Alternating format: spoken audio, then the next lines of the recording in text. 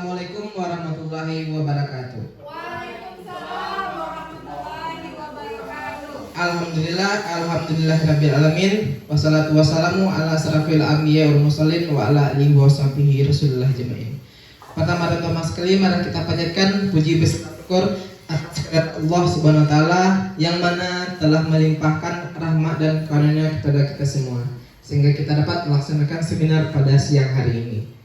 Dan tak lain tak lupa pula, selawat berikan salam kita kirimkan kepada pucuk pimpinan umat Islam sedunia, yakni Nabi besar Muhammad SAW. Yang terhormat Ibu Kepala Sekolah SD 13 Lima Kota Timur, yang terhormat Bapak Ibu Majelis Guru SD 13 Lima Kota Timur yang telah hadir pada siang hari ini. Baik Bapak Ibu, hari ini izinkan saya untuk menampilkan pemaparan materi seminar kita pada siang hari ini, yaitu tentang budaya positif. Kira-kira apa itu budaya positif dan bagaimana nanti budaya positif ini dikembangkan dan diterapkan di satuan pendidikan kita. Sebelum masuk pada materi budaya positif, saya ingin meminta kepada Bapak Ferry Supriyadi dan Ibu Rana Alvita untuk ke depan.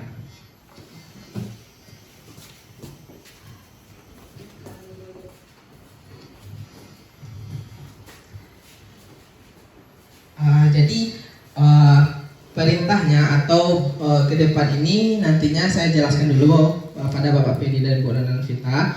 Jadi Bapak Ferry menggenggam suatu tangannya, nanti Bapak Ferry berusaha tidak mau tergoda untuk membuka tangannya oleh Ibu Rana Alvita. Sedangkan Ibu Rana Alvita nanti akan berusaha membujuk untuk membukanya. Apakah Pak Ferry tergoda atau tidak? Kita saksikan bersama. Ya baik, terima kasih kepada Pak Randa. Baik Pak Ferry, selamat siang Pak Ferry. Nah baik Pak Ferry, Pak Ferry, saya ingin melihat di genggaman tangan Pak Ferry itu apa gitu. Maukah Pak Ferry buka untuk saya? Buka genggaman tangannya.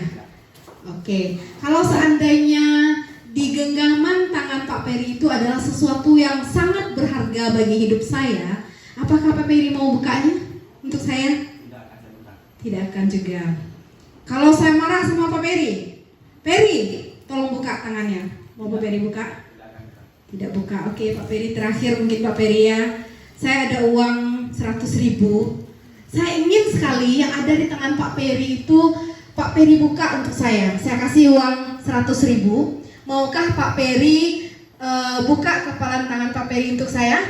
Tidak akan buka. Tidak. Jadi Pak Randa, Pak Ferry nggak mau Pak Randa. Terima kasih. Assalamualaikum warahmatullahi wabarakatuh. Tepuk tangan kepada Bapak Ferry dan Bu Rana Alvita. Terima kasih Pak Ferry dan Bu Vita. Jadi dari yang ditampilkan oleh Pak Ferry dengan Bu Vita tadi, ternyata Bapak Ferry tidak mau membuka kempalan tangannya. Kenapa? Karena dia berusaha tidak sampai tergoda, walaupun dengan menghargakan dengan 100.000 hasil genggamannya. Jadi apa kesimpulan kita Bapak Ibu? Bahwasanya untuk mengontrol posisi yang dilakukan Pak Ferry tadi adalah untuk mengontrol posisi kita itu tergantung dari diri kita sendiri. Apakah kita nanti mengontrolnya itu dengan dengan usulan orang lain atau bujukan orang lain atau tekanan dari yang lain? Berarti kita menentukan sendiri apakah kita teguh tidak dengan posisi kontrol. Itu yang akan kita bahas dalam posisi budaya positif ini. Dalam budaya positif ini pembagiannya ada Bapak Ibu, adanya posisi kontrol guru, disiplin positif, kebutuhan dasar manusia, keyakinan kelas, dan segitiga restitusi. Kita lihat dulu tadi dalam posisi kontrol itu salah satu kesimpulannya bahwasanya kita sebagai guru tergantung dari kita dulu yang mulai terlebih dahulu yang mengontrol diri kita sendiri. Ingin jadi guru seperti apa kita dan bagaimana ke depannya kita ingin mewujudkan bagaimana guru yang baik itu tersebut.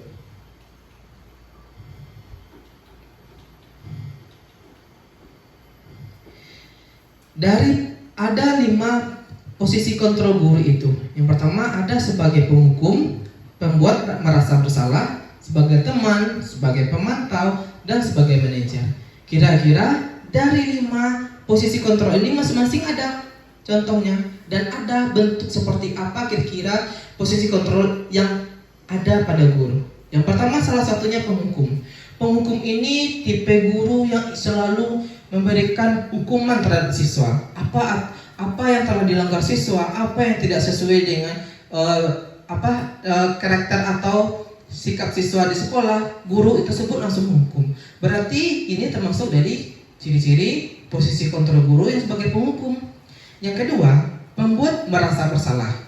Membuat merasa bersalah ini ketika peserta didik membuat suatu kesalahan atau membuat suatu yang melanggar aturan di sekolah, guru tersebut langsung ingin pembahasan masalah apa kesalahan dari siswa ini. Berarti guru ini langsung membahas kesalahan-kesalahan saja atau lebih pada tujuan pembahasan kesalahan.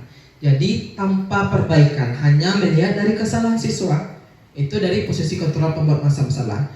Jika sebagai teman, yang ketiga ini, sebagai teman ini contohnya misalnya saya, Bapak Randa, mengajar di kelas 6. Ketika misalnya ada anak yang meribut di kelas, contohnya, ayolah nak, tolong Bapak sekali ini kita belajar ya. Kalau kita tidak belajar, bagaimana kita nanti fokus belajar? Ayolah bantu Bapak ya untuk mencapai tujuan pembelajaran kita hari ini ya. Berarti dari ajakan tersebut, contohnya dari ajakan tersebut kita contoh saya tadi sebagai posisi teman sebagai guru. Yang keempat, sebagai pemantau. Sebagai pemantau ini yang hanya posisi gurunya melihat siswa saja. Misalnya dia hanya melihat siswa ini merasa bersalah.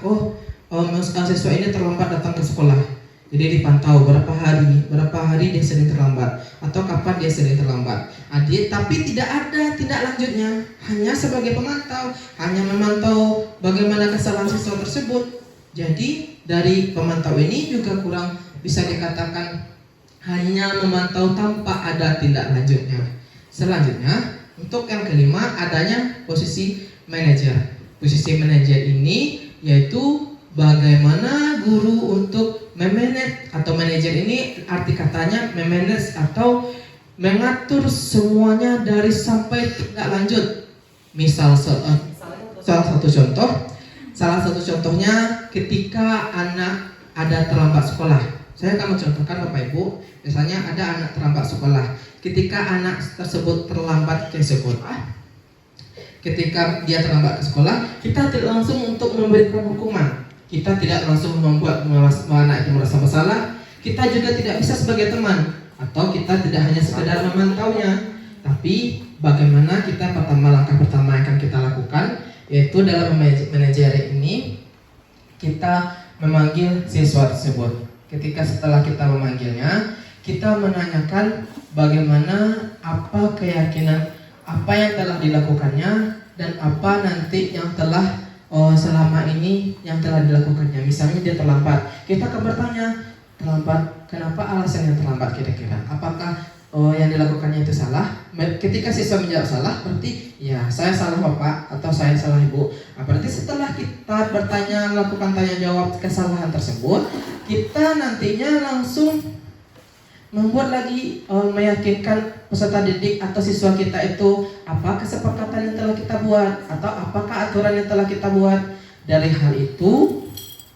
hal itulah yang suatu hal dari siswa itu nantinya mengeluarkan atau mengumumkan kesalahan yang terjadi pada dirinya dan melanggar aturan.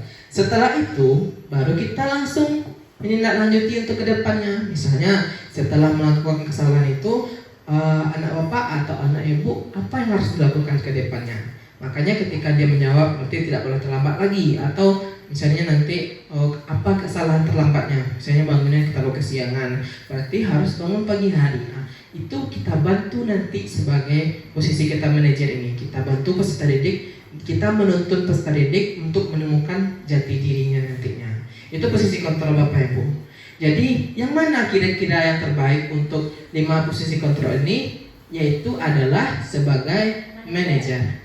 Berarti kita sebagai manajer Bapak Ibu.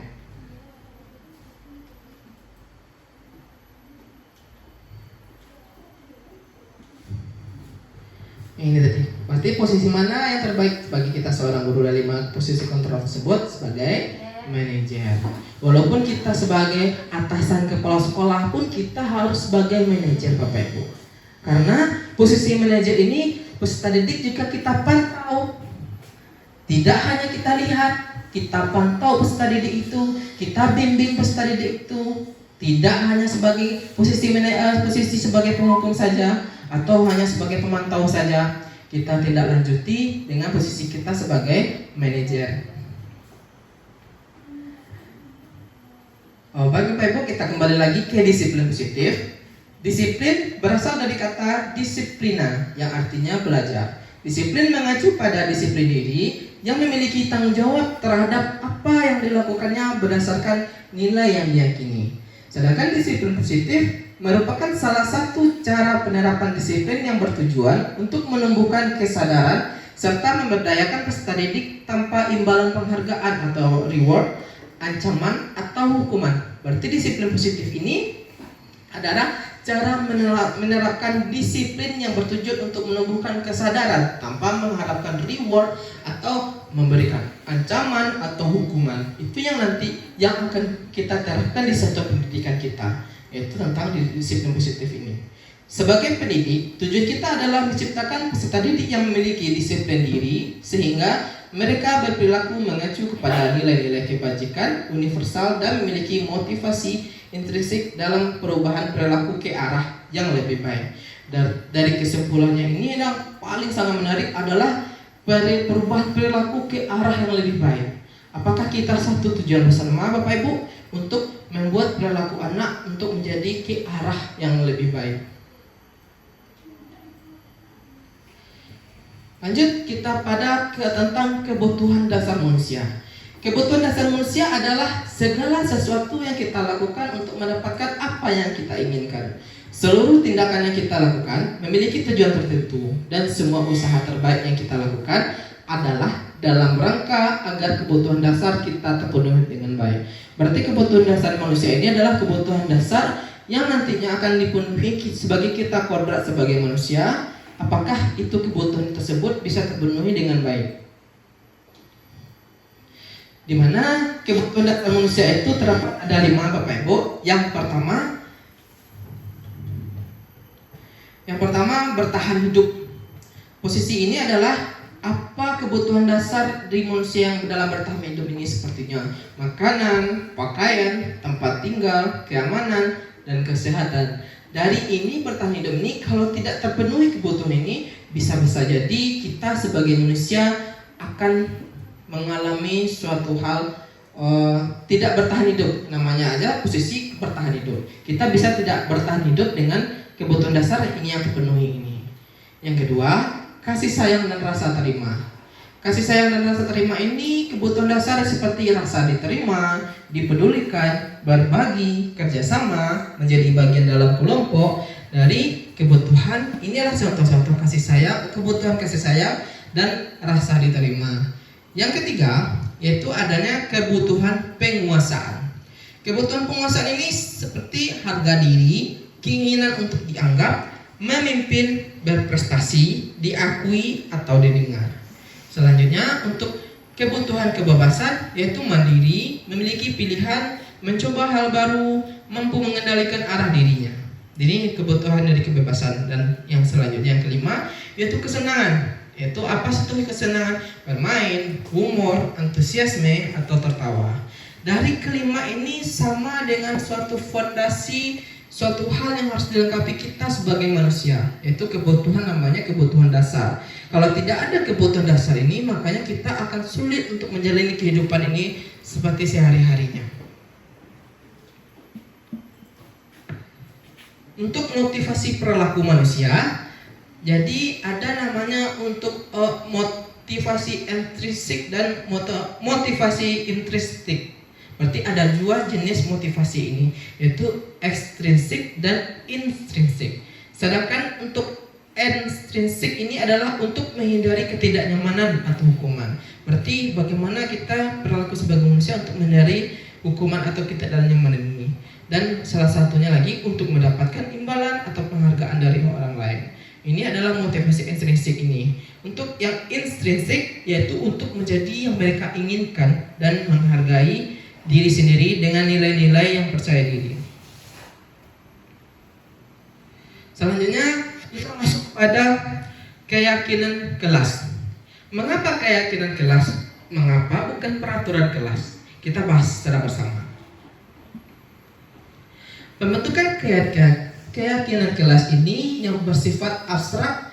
Yang kedua, berupa pernyataan universal dan dibuat di dalam pernyataan positif, sedikit saja agar mudah diingat, sesuai dengan kondisi kelas dan sekolah sehingga mudah diterapkan, dan semua warga sekolah atau warga kelas dilibatkan saat membuat keyakinan kelas.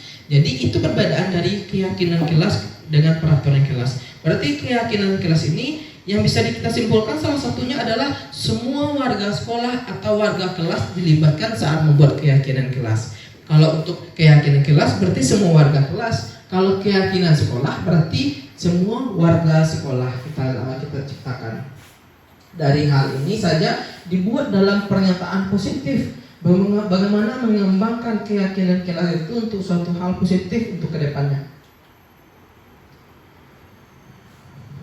Dan selanjutnya ada dinamakan dengan segitiga restitusi. Segitiga restitusi ini adalah proses kolaboratif yang mengajarkan murid untuk mencari solusi untuk masalah dan membantu murid berpikir tentang orang seperti apa yang mereka inginkan dan bagaimana mereka harus memperlakukan orang lain. Nah, ini menurut Charles Goshen tahun 1996. Jadi restitusi ini adalah proses kolaboratif, berarti proses kerjasama yang mengajarkan murid untuk mencari solusi dalam suatu masalah dan membantu murid berpikir tentang orang seperti apa yang mereka inginkan dan bagaimana mereka harus memperlakukan orang lain. Itu dinamakan restitusi. Dengan hubungan juga dengan budaya disiplin positif kita tadi. Restitusi ini bagaimana kita memposisikan guru juga tadi seperti yang sudah saya jelaskan tadi. Nanti keterkaitannya adalah dengan restitusi ini. Yaitu ada 3 tahap dalam tahapan 3 restitusi ini, yaitu validasi tindakan yang salah, menanyakan keyakinan, dan menstabilkan identitas. Berarti 3 hal ini harus lengkap ketiganya ketika kita melaksanakan restitusi. Berarti ketika kita misalnya melakukan tahapan restitusi ini, kita akan menggunakan untuk 3 tahapan ini, yaitu yang pertama bagaimana cara menstabilkan identitas.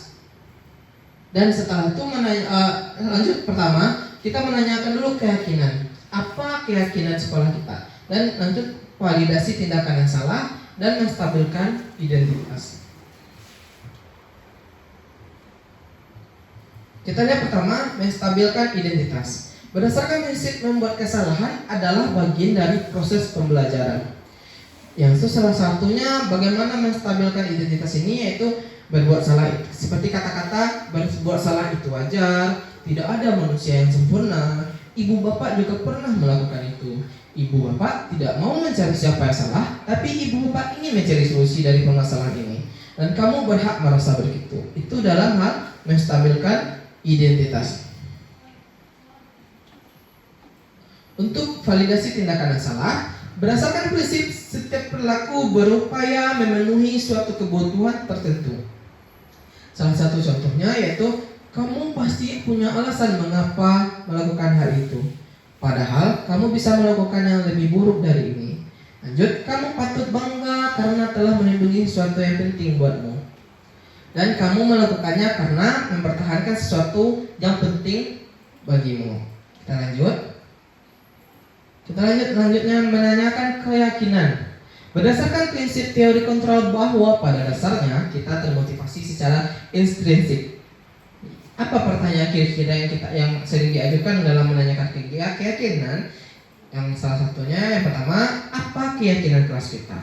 Dan nilai-nilai apa saja yang telah disepakati bersama? Seperti apa gambaran sebuah kelas yang ideal menurut kamu? Kamu ingin menjadi orang yang seperti apa? Itu adalah pertanyaan pemantik ketika kegiatan kita dalam posisi segitiga restitusi ini menanyakan keyakinan. Itu saja untuk pemaparan materi pada siang hari ini. Nanti saya membuka sesi pertanyaan untuk Bapak Ibu. Jika ada bertanya, Dan untuk sesi pertanyaan saya buka dan dipersilakan kepada Bapak Ibu untuk melakukan untuk sesi tanya jawab ini. Apakah ada Ibu Bapak ingin bertanya?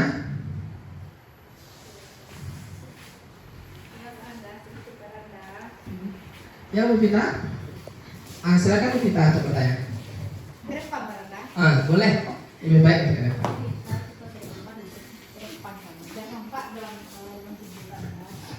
Ya baik, terima kasih luar biasa sekali ya pemateri yang disampaikan oleh Pak Randa tentang disiplin positif. Mungkin sedikit Pak Randa, ada slide tayangan Pak Randa tadi di slide motivasi perilaku. Coba dilihat sedikit Pak Randa.